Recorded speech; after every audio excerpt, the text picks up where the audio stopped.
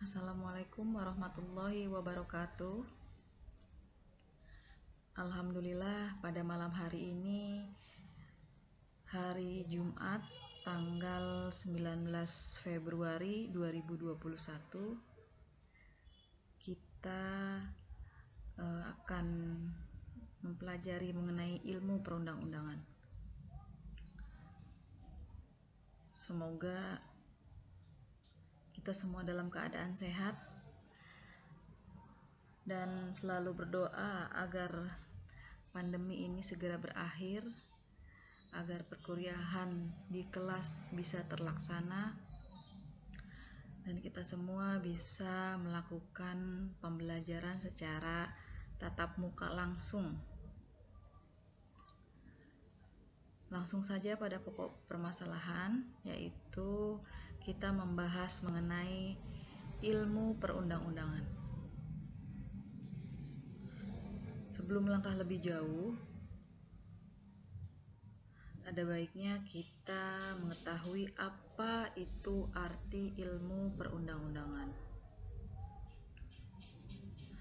Ilmu perundang-undangan menurut ahli yaitu ilmu pengetahuan tentang pembentukan peraturan negara yang merupakan ilmu yang bersifat interdisipliner. Jadi yang perlu digarisbawahi adalah dua hal, yaitu mengenai pembentukan peraturan negara dan ilmu interdisipliner. Dua hal yang harus dipahami bahwa ilmu perundang-undangan adalah ilmu yang berbicara mengenai pembentukan peraturan negara, yaitu apa saja? Undang-undang dasar, undang-undang, peraturan pemerintah, peraturan presiden, peraturan lembaga lainnya, peraturan daerah, dan lain-lainnya.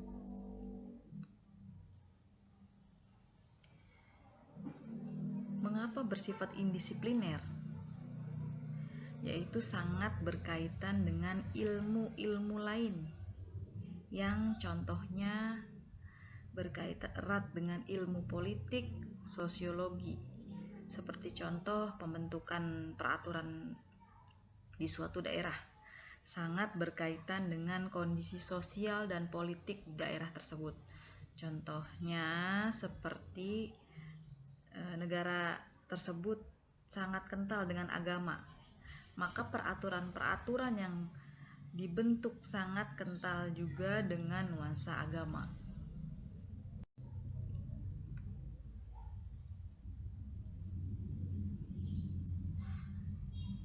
Di sini bisa dilihat bahwa ilmu perundang-undangan seperti yang telah saya jelaskan tadi, ilmu perundang-undangan merupakan ilmu interdisipliner yang berhubungan dengan ilmu politik dan sosiologi.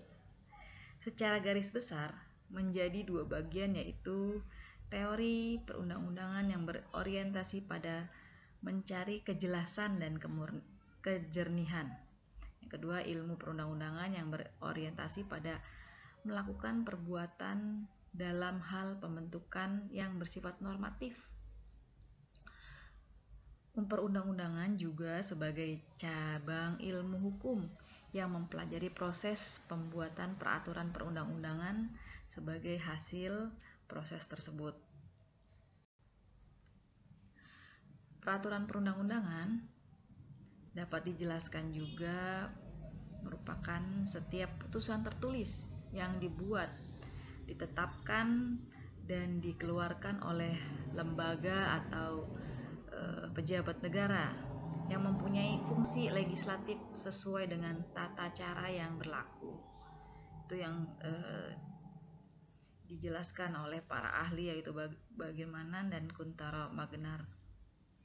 Pembentukan peraturan perundang-undangan juga meliputi dua hal pokok yang kegiatan pembentukannya itu merupakan isi peraturan. Di satu pihak ada kegiatan yang menyangkut pemenuhan bentuk peraturan atau metode pembentukan peraturan dan proses serta prosedur pembentukan peraturan.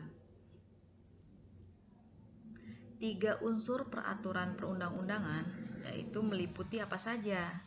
Yang pertama, norma hukum tentunya. Yang kedua, berlaku keluar. Yang ketiga, bersifat umum dalam arti luas. Lembaga pembuatan undang-undang. Itu undang-undang itu sendiri, lembaga pelaksana. Karena ada undang-undang, ada peraturan, maka adanya sanksi. Dan orang-orang yang memegang peranan dalam hal tersebut. Model tersebut menunjukkan pembuatan undang-undang oleh lembaga yang berwenang dipengaruhi oleh orang-orang dan kelompok yang bertindak berdasarkan pilihan yang sesuai dengan batasan sumber daya. Demikian pula oleh umpan balik, lembaga pelaksana dan pemegang peran. Kedudukan Undang-Undang 1945 dalam pembentukan peraturan perundang-undangan yaitu meliputi konstitusi yang dapat diartikan bahwa hukum dasar, norma dasar, dan sekalipun paling tinggi kedudukannya dalam bernegara. Yang kedua, konstitusi bersifat tertulis disebut undang-undang sebagai arti sempit, sedangkan tidak tertulis merupakan arti luas. Menurut Hans Kelsen, bahwa norma dasar disebut juga dengan konstitusi. Keempat, dijelaskan bahwa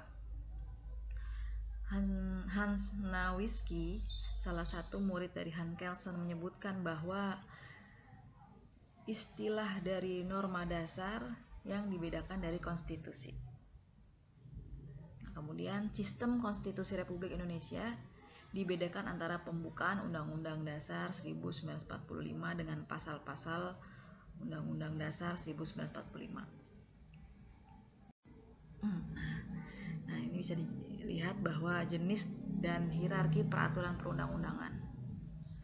Pertama, Undang-Undang Dasar Negara Republik Indonesia tahun 1945, Undang-Undang 1945, kemudian ketetapan Majelis Permusyawaratan Rakyat atau TAP MPR, kemudian undang-undang atau peraturan pemerintah pengganti undang-undang atau yang disebut Perpu, kemudian peraturan pemerintah, peraturan presiden, Perpres, dan peraturan daerah, Perda, provinsi, peraturan kabupaten dan kota.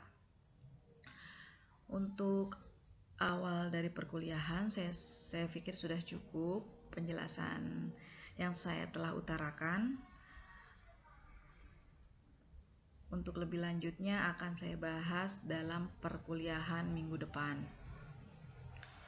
Semoga apa yang sudah disampaikan saat ini bermanfaat. Mohon maaf atas segala kekurangan.